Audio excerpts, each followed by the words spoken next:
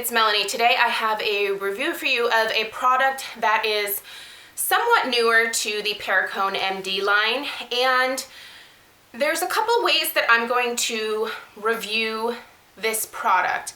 The first way is as a makeup type product, which is what today's review is going to be. And the second will be as a skincare product once I have used it for a more extended period of time. The product is the Perricone MD No Makeup Instant Blur. Now this is a compact. Here it is right here.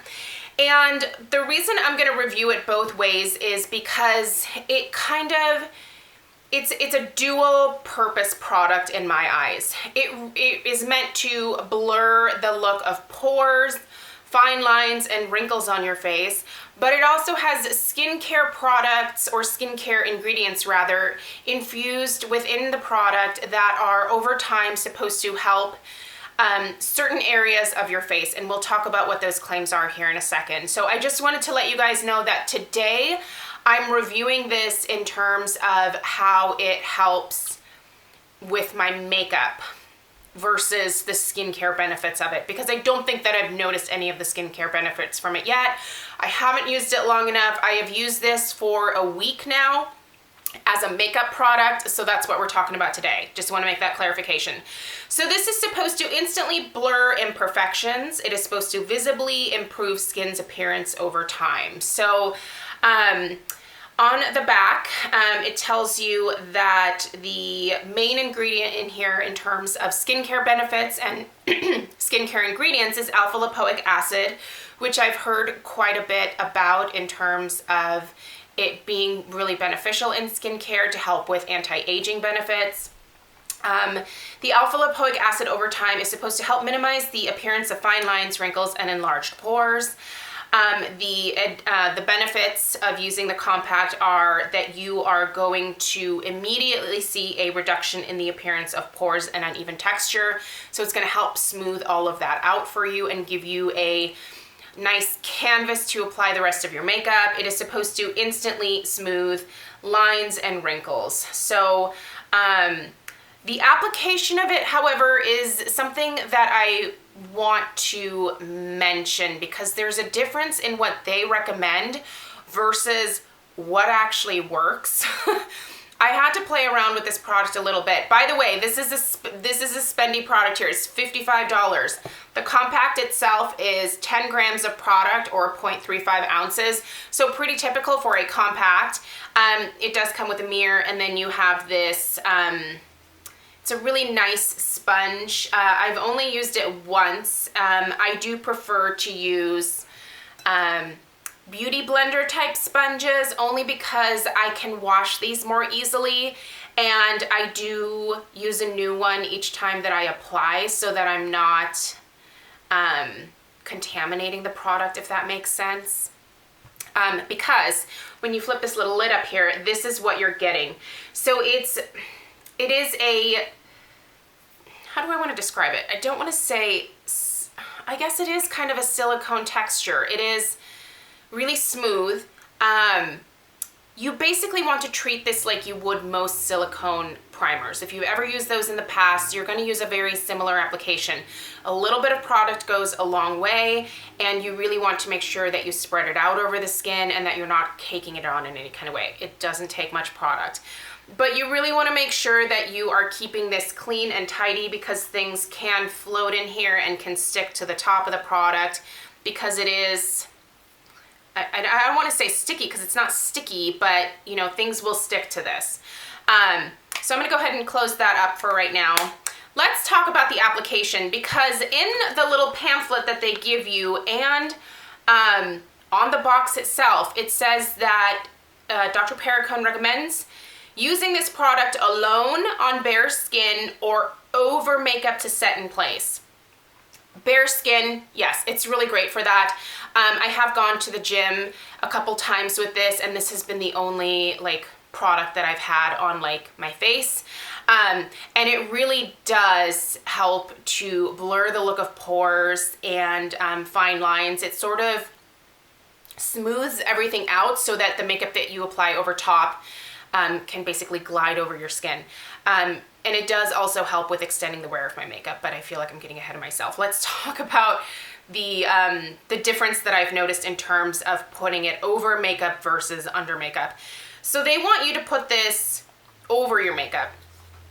I tried that multiple times and it did not work. When I tried to put it over my powder foundation, and it might be just because I use powder foundation, this might be different if you use liquid, but I found that it made the powder foundation ball up and just look cakey and weird and just not great on my skin.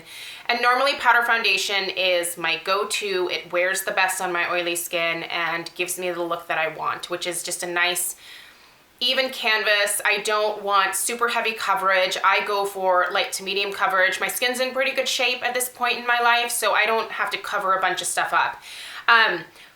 However, I just had this light bulb moment one day where I was like, you know what? When I put on other primers like the Smashbox Pore Minimizing Primer, I'm putting that under my makeup and it works great.